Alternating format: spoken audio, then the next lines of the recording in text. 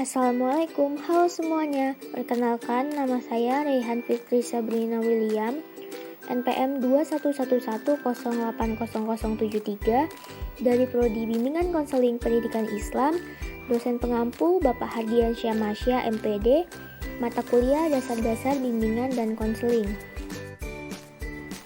Di video kali ini, saya akan menjelaskan mengenai kualitas pribadi konselor menurut Kanvanaf.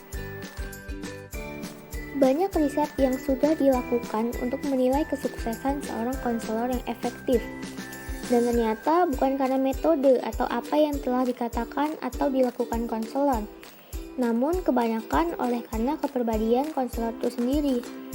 Seorang konselor yang baik adalah seorang yang sangat memperhatikan, ramah, tulus, benar-benar mau menolong, dan mempunyai kemampuan untuk mengerti persoalan dan perasaan orang lain.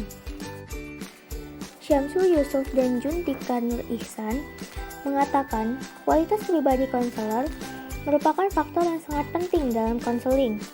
Beberapa hasil penelitian menunjukkan bahwa kualitas pribadi konselor menjadi faktor penentu bagi pencapaian konseling yang efektif. Di samping faktor pengetahuan tentang dinamika perilaku dan keterampilan terapeutik atau konseling. Kanvanaf mengemukakan bahwa kualitas pribadi konselor ditandai dengan beberapa karakteristik sebagai berikut. A. Pemahaman diri. B. Kompeten. C. Memiliki kesehatan psikologis yang baik. D. Dapat dipercaya. E. Jujur. F. Kuat. G. Hangat. H. Responsif. I. Sabar. J. Sensitif. K. Kebebasan. I. Memiliki kesadaran yang holistik. 1. Pemahaman diri atau self-knowledge.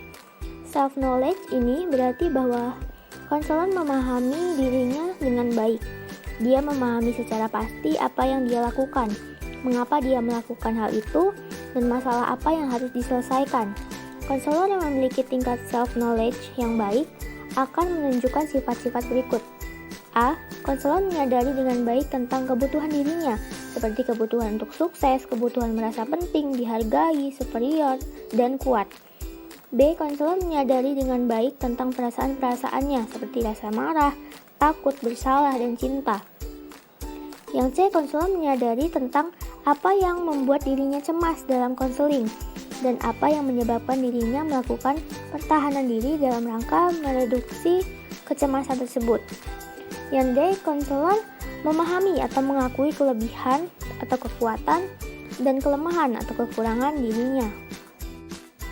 2. Kompeten. Yang dimaksud kompeten di sini adalah bahwa konselor itu memiliki kualitas fisik, intelektual, emosional, sosial, dan moral sebagai pribadi yang berguna. 3. Kesehatan psikologis. Konselor dituntut memiliki kesehatan psikologis yang lebih baik dari kliennya. Hal ini penting karena kesehatan psikologis atau psychological health. Konselor akan mendasari pemahaman terhadap perilaku dan keterampilannya.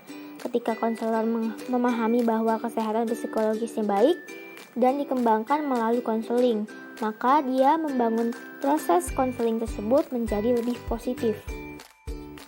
4. Dapat dipercaya. Kualitas ini bahwa konselor itu tidak menjadi ancaman atau penyebab kecemasan bagi klien. Kualitas konselor yang dapat dipercaya sangat penting dalam konseling karena beberapa alasan sebagai berikut. A. Esensi tujuan konseling adalah mendorong klien untuk mengemukakan masalah dirinya yang paling dalam. B. Klien dalam konseling perlu mempercayai karakter dan motivasi konselor.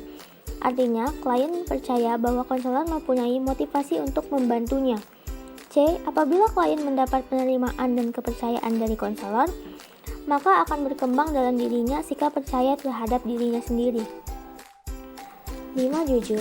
Yang dimaksud jujur di sini adalah bahwa konselor itu bersikap transparan, autentik, dan asli. Sikap jujur ini penting dalam konseling karena alasan-alasan berikut. A.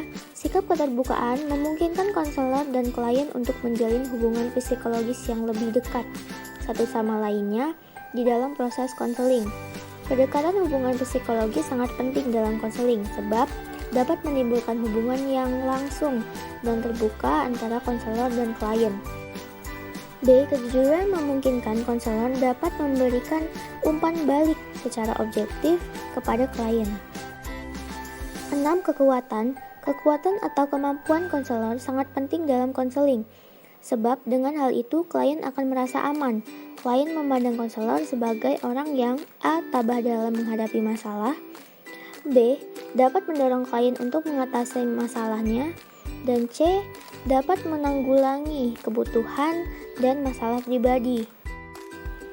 7. Bersikap hangat. Yang dimaksud bersikap hangat itu adalah ramah, penuh perhatian, dan memberikan kasih sayang. Klien yang datang meminta bantuan konselor pada umumnya yang kurang mengalami kehangatan dalam hidupnya, sehingga dia kehilangan kemampuan untuk bersikap ramah, memberikan perhatian, dan kasih sayang.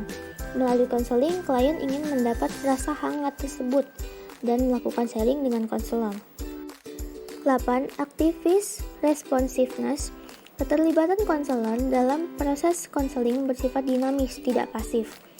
Melalui respon yang aktif, konselor dapat mengkomunikasikan perhatian dirinya terhadap kebutuhan klien. Di sini konselor mengajukan pertanyaan yang tepat, memberikan umpan balik yang bermanfaat, memberikan informasi yang berguna, mengemukakan gagasan-gagasan baru, berdiskusi dengan klien tentang cara pengambilan keputusan yang tepat, dan membagi tanggung jawab dengan klien dalam proses konseling. 9. Sabar. Melalui kesabaran, konselor dalam proses konseling dapat membantu klien untuk mengembangkan dirinya secara alami. Sikap sabar konselor menunjukkan lebih memperhatikan diri klien daripada hasilnya. Konselor yang sabar cenderung menampilkan kualitas sikap dan perilaku yang tidak tergesa-gesa. 10. Kepekaan atau sensitivity. Kualitas ini berarti bahwa konselor menyadari tentang adanya dinamika psikologis yang tersembunyi atau sifat-sifat yang mudah tersinggung, baik daripada klien maupun dirinya sendiri. Klien yang datang untuk meminta bantuan konselor pada umumnya tidak menyadari masalah yang sebenarnya mereka hadapi. Konselor yang sensitif akan mampu mengungkap atau menganalisis apa masalah yang sebenarnya yang dihadapi klien. 11. Kebebasan. Konselor yang memiliki kebebasan mampu memberikan pengaruh secara signifikan dalam kehidupan konseli dan mampu membatasi kebebasan konseli sehingga tidak berbenturan dengan konselor. 12. Kesadaran holistik. Pendekatan holistik dalam konseling berarti bahwa konselor memahami klien secara utuh dan tidak mendekatinya secara serpihan. Namun begitu bukan berarti konselor sebagai seorang ahli dalam segala hal. Di sini menunjukkan bahwa konselor perlu memahami adanya berbagai dimensi yang menimbulkan masalah klien dan memahami bagaimana dimensi yang satu memberikan pengaruh terhadap dimensi yang lainnya. Dimensi-dimensi itu meliputi fisik, intelektual, emosi, sosial, seksual, dan moral spiritual. Sekian penjelasan yang dapat saya sampaikan. Semoga teman-teman bisa memahami topik kita kali ini, yaitu mengenai kualitas pribadi menurut Kanvana. Dan semoga dapat bermanfaat untuk teman-teman semua. Saya akhiri, wassalamualaikum warahmatullahi wabarakatuh.